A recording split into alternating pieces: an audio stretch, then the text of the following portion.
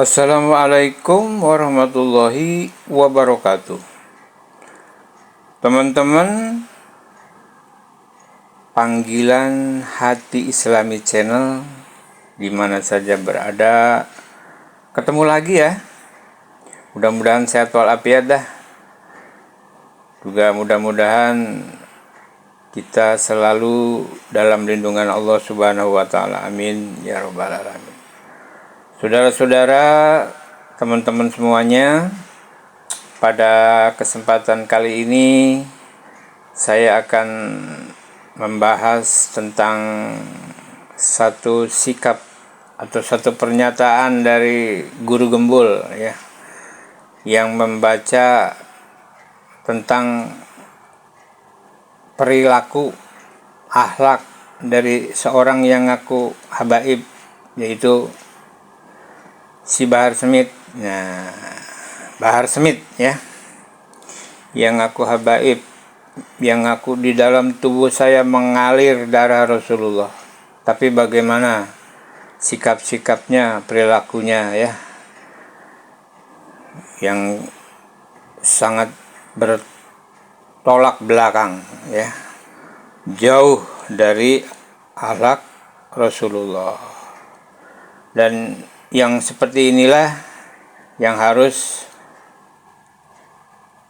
kita ragukan, bahkan kita nyatakan dengan pasti bukan keturunan Rasulullah. Kenapa? Nggak ada yang mencerminkan sedikit pun perilakunya tuh gimana kita mau sebut keturunan Rasulullah ya. Nggak ada sedikit juga. Orangnya berangasen itu jadi kasar gitu ya. Kemudian ucapannya dalam setiap kali ceramah gogorowokan, sentak sengor, menghina, menghujat, mengecilkan, merendahkan, meremehkan orang lain, yang ujung-ujungnya membaguskan habaib, keturunannya, rekan-rekannya, orang-orangnya. Nah, itu ya. Kemudian juga perilakunya menganiaya orang, memukuli orang, muridnya dipukuli sampai di penjara, iya kan? Ya ini yang aku di dalam tubuh saya mengalir darah kakek saya ini. Kakeknya siapa ini? Kuyup kali atau curut kan? Ya, yang nggak mungkin lah ya. Nabi itu kan darahnya mulia, agung orangnya juga. Nggak mungkin lah ada setetes aja darah ya yang tercampur pada darahnya itu si Bahar Smith, pasti berubah semua. Ini mah boro-boro tuh ya, nggak ada sedikit-dikit acan yang menandakan bahwa dia itu ciri atau dikit atau ya, nggak ada. Hidupnya glamor ya, glamor, wah, mendapat perilaku kayak juragan. Nabi nggak begitu ya, minum aja nggak mau diambilin orang, ya kan? Kemudian mewah ya, nggak ada aja pokoknya, nggak ada sedikit juga perilakunya yang mirip-mirip aja dengan Rasulullah, nggak ada. Terus ngaku dengan keras bahwa dalam tubuh saya mengalir darah kakek saya, Muhammad Rasulullah. Ini nggak malu gitu ya. Ini rasanya dari kalimat-kalimat itulah yang membuat hati kita tersentuh dan membuat hati kita terenyuh. Masa kita itu sangat mencintai Rasulullah, tapi kok ada yang mengaku turunannya kayak gini, subhanallah, kayaknya ternodai amat gitu ya, menodai amat gitu kan ya. Masya Allah ya Robi, menangakunya di forum, ngakunya di jamaah, ngakunya dalam majelis, subhanallah. Inilah yang membuat hati kita terenyuh ya. Dan dengan sikap-sikap seperti inilah yang membuat muslim marah ya. Baiklah sahabat, Untuk lebih jelasnya bagaimana sih perilakunya, bagaimana wataknya, apa saja sih yang pernah dikatakannya atau diucapkannya atau diperbuatnya. Yuk, di sini Guru Gembul akan menambahkan hal-hal yang pernah dilakukan dan diperbuat oleh Habib Bahar ya. Yuk kita simak, dan jangan lupa di subscribe, di like, dan di komen ya, agar saya bisa lebih baik lagi memperbaiki channel ini. Terima kasih. Ayo kita simak. Semoga bermanfaat. Assalamualaikum Bres, selamat datang kembali di Guru Gembul Channel. Sewaktu Habib Bahar bin Smith ditantang untuk tes DNA karena ada beberapa pihak yang meragukan silsilahnya, maka Habib Bahar mengajukan beberapa syarat. Yang pertama itu adalah bongkar makam Rasulullah dan kemudian ambil darahnya. Yang saya pikir ini adalah ajakan untuk menistakan agama, tapi ya apapun itu. Yang kedua itu adalah bahwa beliau mengatakan bahwa tes balik orang yang menantang saya itu DNA-nya, karena jangan-jangan dia anak zina atau orang munafik atau anak dari orang yang berhubungan seksual dalam kondisi menstruasi gitu. Ya karena menurut beliau ada sebuah hadis yang menyebutkan bahwa siapapun yang meragukan silsilah kenabian atau kemuliaan dari silsilah kenabian, maka orang itu pasti orang munafik atau orang anak zina atau orang yang lahir dari hubungan seksual di kala menstruasi. Nah, bagaimana ceritanya ada hadis yang semacam itu? Kenapa beliau menyebut itu adalah sebuah hadis? Ya kan nggak mungkin juga Nabi itu, jadi orang-orang yang sudah terbiasa untuk membaca buku-buku hadis, kitab-kitab hadis itu pasti akan menyadari bahwa bahasa Nabi itu nggak kayak gitu, dan memang nggak gitu. Tapi setelah ditelusur ternyata ya memang ada, ternyata berasal dari riwayat Imam Baihaqi. Walaupun saya meragukan beliau membaca langsung dari kitab yang dimaksud, saya duganya beliau itu membaca kitabnya Imam Jalaluddin As-Suyuti. Jadi Ihyaul Mayyit fi Fadail Ahlul Bait itu yang saya duga tuh yang kecil, yang pendek itu. Nah, hadis itu sebenarnya adalah hadis palsu. Penjelasannya itu adalah yang pertama bahwa hadis itu ahad, gorib. Jadi hadisnya hanya diriwayatkan oleh satu orang, satu jalur, itu nggak ada yang lain, dan dari jalur itu putus-putus. Bahkan ada beberapa yang putusnya itu berurutan gitu. Yang dengan demikian secara sanad ini tidak mungkin bisa diterima sebagai hadis. Kalaupun mau diterima, ini adalah hadis doif gitu ya. Nah, ditambah lagi hadis ini secara kalimat, isinya, kontennya itu juga bermasalah, yaitu menyebutkan bahwa dia pasti anak zina gitu, atau kemungkinannya dia anak zina. Nah, dalam Islam itu menuduh orang lain berzina tanpa ada bukti dan tanpa ada saksi, itu salah satu dosa yang paling besar. Jadi nggak mungkin Nabi Muhammad mengatakan hal yang seperti itu tuh nggak mungkin. Nah, jadi secara sanadnya doif gitu ya, secara kontennya itu juga ternyata bermasalah. Jadi para ulama kemudian menyebut bahwa ini adalah hadis yang palsu. Ya, tapi bagaimana ceritanya hadis yang palsu ini digunakan untuk melindungi silsilah atau melindungi kemuliaan Habib Bahar?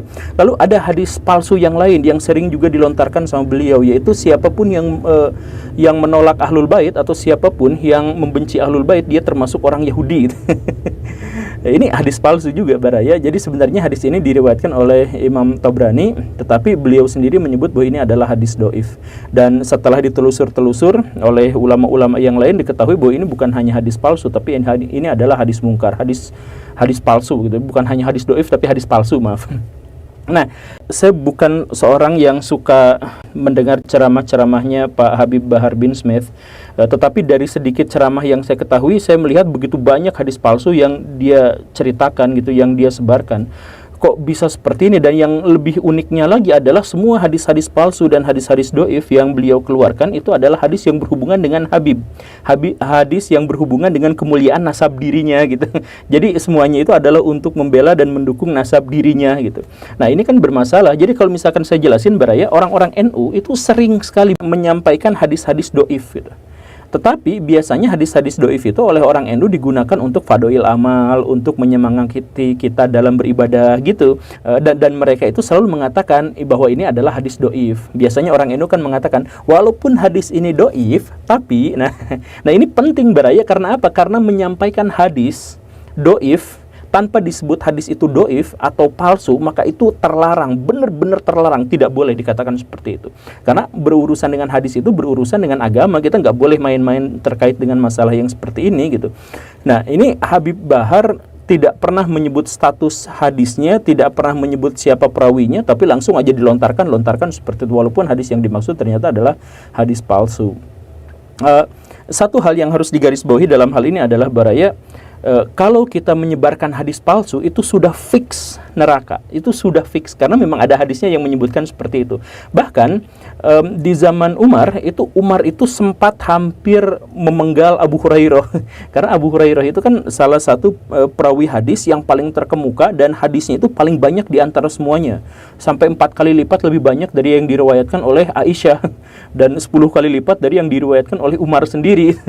Gimana ceritanya Abu Hurairah yang hidup hanya 4 tahun bersama Nabi tapi meriwayatkan hadis yang paling banyak gitu. Kenapa bisa seperti itu? Umar curiga pada waktu itu sampai mau menebas batang lehernya Abu Hurairah, tapi Abu Hurairah langsung mengatakan bahwa langsung mengeluarkan sebuah hadis, siapa yang berdusta atas namaku, atas nama Nabi Muhammad, maka siap-siap tempatnya itu ada di neraka. Nah, Umar langsung tidak jadi memenggal Abu Hurairah karena ternyata Abu Hurairah pun tahu hadis ini, sehingga Abu Hurairah tahu konsekuensi kalau mau menyebarkan hadis palsu gitu. Maka Umar tidak jadi gitu. Nah, dari situlah maka semua ulama bersepakat kalau misalkan ada hadis dan itu adalah hadis yang dicurigai palsu atau dicurigai doif, maka tidak boleh disampaikan, karena siapapun yang menyampaikan hadis palsu itu maka sudah pasti itu masuk neraka. Kan ceritanya seperti itu. Makanya orang-orang NU itu selalu bilang walaupun hadis ini doif gitu, selalu dikatakan seperti itu.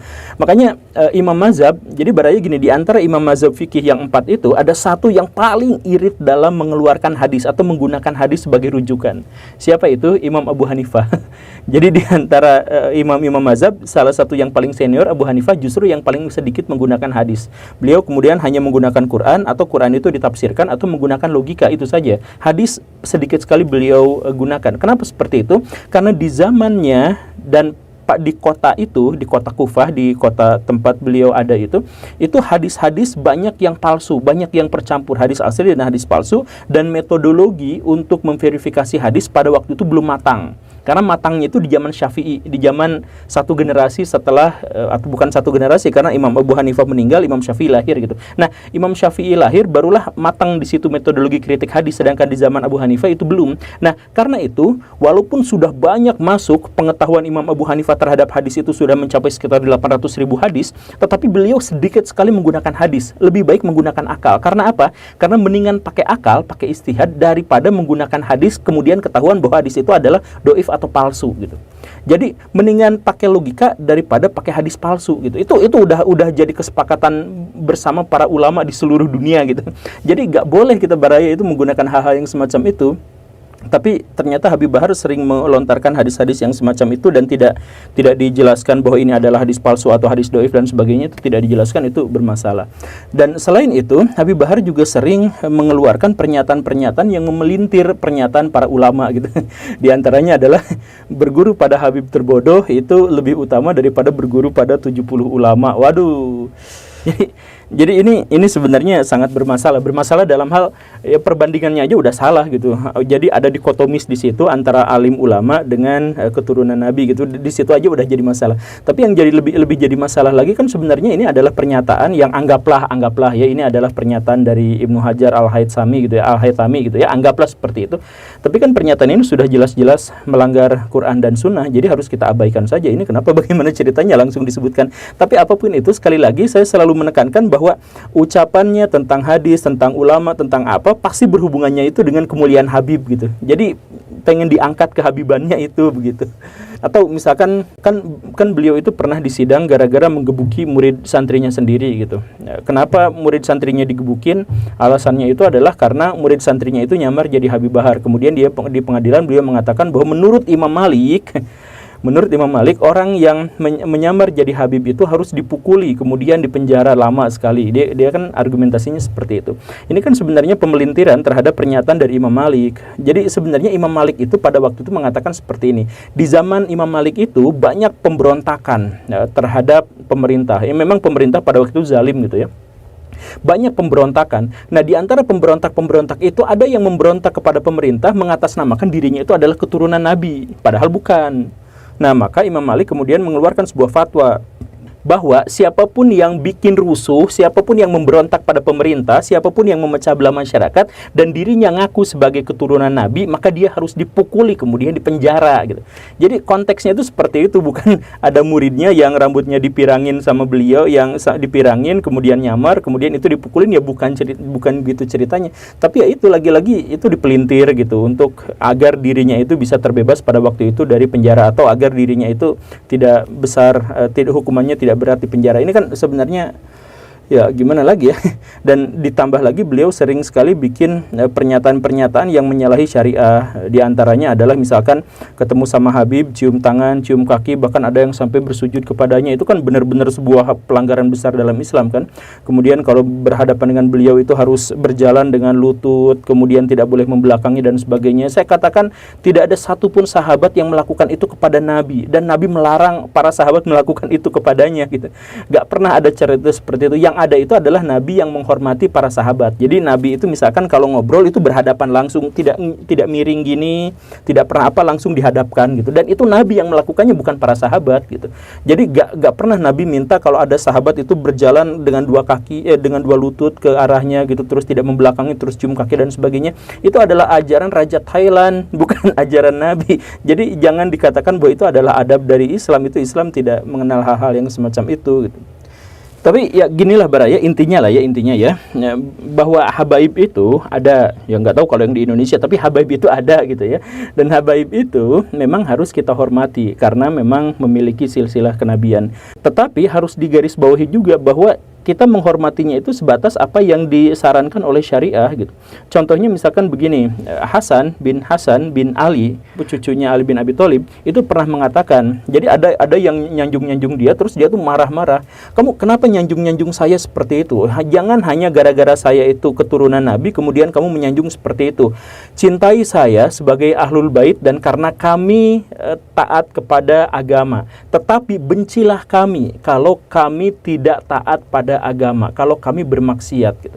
Jadi maksudnya apa? Ini kan sesepuhnya para habaib ya, cucu Ali. Nah, maksud dia itu adalah karena kalau misalkan seseorang itu melakukan kemaksiatan, ya dia maksiat saja. Tapi kalau keturunan Nabi melakukan kemaksiatan, maka maksiatnya itu double dosanya karena dia bermaksiat dan karena dia bawa-bawa nama Nabi, kan begitu. Makanya kata beliau, cintai kami sejauh kami mendukung syariah dan bencilah perbuatan-perbuatan kami kalau kami menyangkal syariah.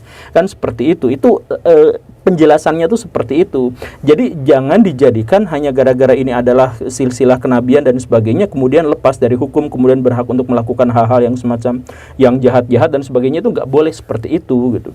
Dan jangan juga dibelain. Jadi kalau misalkan ada habaib yang salah, ya tegur saja, karena bagaimanapun kesalahannya itu bisa berlipat ganda dosanya karena alasan-alasan yang tadi itu. Ingat Baraya, ketika menjadi habib itu dia tidak maksum, dia tidak terbebas dari dosa, dia bisa curang, dia bisa jahat, dia bisa kafir bahkan. Dan banyak nabi-nabi yang keturunannya itu juga kafir, itu juga biasa, sudah diakui. Nah, yang paling penting kita hormati, tapi jangan pernah berikan kepada mereka privilege untuk urusan hukum, privilege untuk urusan-urusan yang lain. Ingat, jika Fatimah mencuri, maka Nabi sendiri yang akan memotong tangannya. Redaksi yang lebih panjang dari hadis itu adalah umat sebelum kalian itu hancur berantakan. Gara-gara apa? Ketika ada orang memiliki privilege tertentu, karena orang dia mulia, karena orang itu apa, ketika dia melakukan kemaksiatan dibiarkan, tapi kalau ada orang rendahan, orang bawah, orang miskin melakukan kemaksiatan, dia langsung dihukum. Itu adalah yang membuat sebuah bangsa itu menjadi hancur. Jadi kalau misalkan ada habib melakukan tindakan kriminal, ya hukum saja. Kalau ada dia di antara mereka yang melanggar syariah, ya tegur saja. Tidak ada privilege untuk dia dilonggarkan dalam melakukan kemaksiatan, ya tidak ada seperti itu. Oke, Baraya, itu saja ya. Terima kasih karena sudah menyimak. Saya Guru Gembul. Assalamualaikum warahmatullahi wabarakatuh. Ya sahabat, di mana saja berada yang masih bersama, terima kasih atas kebersamaannya. Mudah-mudahan dari apa yang kita saksikan tadi ya, menambah satu perbendaharaan kita ya tentang kejelekan-kejelekan para habaib itu ya, yang sudah merajalela di tanah Indonesia ini. Dan mudah-mudahan itu semua akan membuka dan membuat para muhibin yang masih manut menyembah kepada Habib ya tergugah hatinya dan mendapat hidayah serta berubah pikirannya untuk tidak seperti itu. Ya. Jadi artinya begini saja kalau kita ya. Jadi tidak perlulah kita menyembah-nyembah kepada manusia. Tidak boleh. Ya, hanya Allah yang harus kita sembah satu-satunya. Nabi Muhammad itu pernah mengucapkan, apabila manusia boleh menyembah kepada manusia selain Allah, maka akan aku perintahkan seorang wanita atau seorang istri untuk menyembah kepada suaminya. Itu kan kalau boleh. Karena nggak boleh maka nggak terjadi. Iya kan?